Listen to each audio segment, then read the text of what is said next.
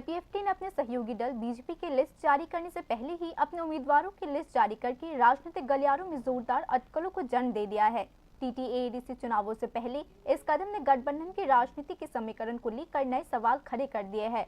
सोमवार को एक प्रेस कॉन्फ्रेंस के दौरान आईपीएफटी ने 9 सीटों के लिए अपने उम्मीदवारों की लिस्ट का ऐलान कर दिया।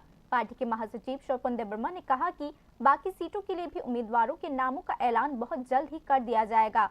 हालांकि यह देखते हुए कि बीजेपी ने अभी तक अपने उम्मीदवारों की लिस्ट जारी नहीं की है, राजनीतिक विश्लेषक आईपीएफटी के इस एक तरफा ऐलान को अहम मान रहे हैं। जानकारों का मानना है कि बीजेपी का सहयोगी दल होने के बावजूद उससे पहले ही अपने उम्मीदवारों का ऐलान करके आईपीएफटी शायद सीटों के बंटवारे को लेकर दबाव बनाने की रणनीति अपना रही है।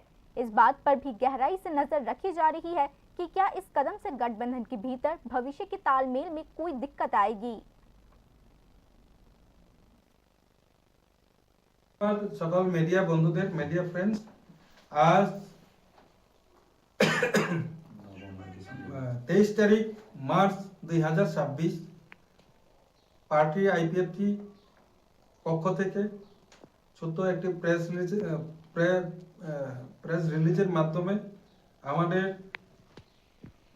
আগামী যে আপকামিং যে তৃতীয় এডিসি জেনারেল ইলেকশন, এই ইলেকশনের জন্য আমরা প্রথম যে লিস্ট, প্রথম তালিকা আমরা ঘোষণা করতে যাচ্ছি।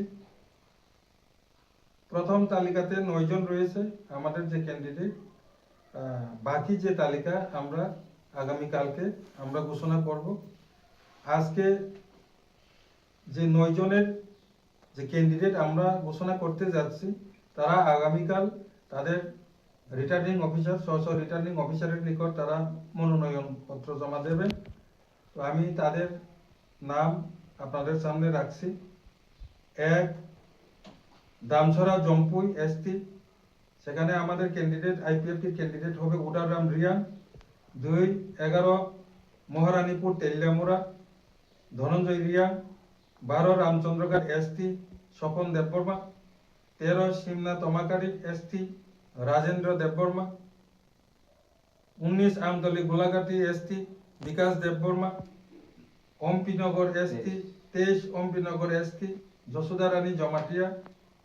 24 রাইমাবেলি এসটি চরণবাসী ত্রিপুরা।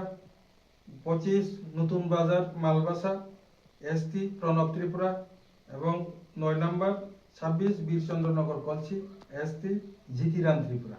এই 9 জনের যে প্রথম তালিকাটা আমরা আজ প্রকাশ করছি আপনাদের প্রেস কনফারেন্সের মাধ্যমে।